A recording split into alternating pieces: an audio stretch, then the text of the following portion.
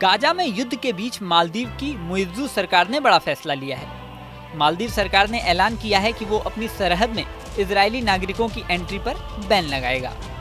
गृह सुरक्षा और प्रौद्योगिकी मंत्री अली यूहिसन ने कहा है कि राष्ट्रपति मोहम्मद मुइज़्ज़ू ने एक कैबिनेट बैठक के दौरान इस पाबंदी को लागू करने के लिए आवश्यक कानूनी बदलाव शुरू करने का फैसला किया है। इस फैसले को लागू करने के लिए मंत्रियों की एक विशेष कैबिनेट कमेटी का गठन किया गया है। मालदीव के राष्ट्रपति कार्यालय से एक प्रेस विज्ञप्ति में कहा गया है कि राष्ट्रपति डॉक्टर मोहम्मद मुइज़्ज़ू ने कैबिनेट की सिफारिश के बाद इजरायली पासपोर्ट पर प्रतिबंध लगाने का संकल्प लिया है।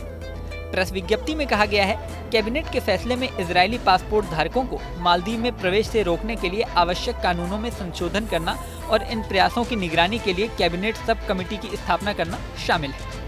मुइज़्ज़ू सरकार ने ये फैसला गाजा पर इजरायली सेना के हमले को लेकर मालदीव के लोगों में बढ़ रहे गुस्से को देखते हुए लिया है। मालदीव में हर साल 10 लाख से अधिक पर्यटक आते हैं। इसमें इजरायल के लगभग 15,000 पर्यटक शामिल होते हैं। वहीं मालदीव सरकार ने फिलिस्तीनी नागरिकों के लिए फंड जुटाने और उसके समर्थन के लिए मुस्लिम देशों के साथ चर्चा करने का भी फैसला किया है। कहा जा रहा है कि UNRWA के जरिए फिलिस्तीनी नागरिकों के लिए फंड इकट्ठा किया जाएगा। इसके साथ ही कैबिनेट ने ऐसे क्षेत्रों की पहचान करने के लिए विशेष दूत नियुक्त करने का फैसला किया है, जहां फिलिस्तीन को मालदीव की मदद की सख्त जरूरत है। इससे पहले अंतर्राष्ट्रीय कोर्ट ने इजरायल से राफा शहर पर हमले रोकने को कहा था। इसके बावजूद पहली बार इजरायली सेना के टैंक राफा में घुसे। बता दें, 7 अक्टूबर को हमास से जंग शुरू होने के 7 महीने बाद इजरायली सेना 6 मई को राफा में ऑपरेशन करने पहुंची थी। 27 मई को इजरायल ने राफा के एक राहत कैंप पर बमबारी की थी। इस हमले में हमास में 45 नागरिकों के मारे जाने का दावा किया गया था। इस हमले की दुनिया भर में आलोचना हुई तो बेंजामिन नेतन्याहू ने इसे त्रासद दुर्घटना माना। वहीं इस हमले के तुरंत बाद IDF ने दावा किया था कि उन्होंने हमास के ठिकाने को निशाना बनाया था।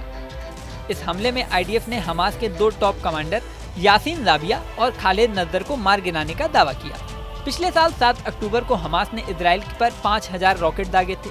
इसके साथ ही हमास के लड़ाके दक्षिणी इजरायल में घुस आए थे और लगभग 250 लोगों को बंधक बना लिया था। हमास के इस हमले से करीब 1200 लोग मारे गए थे।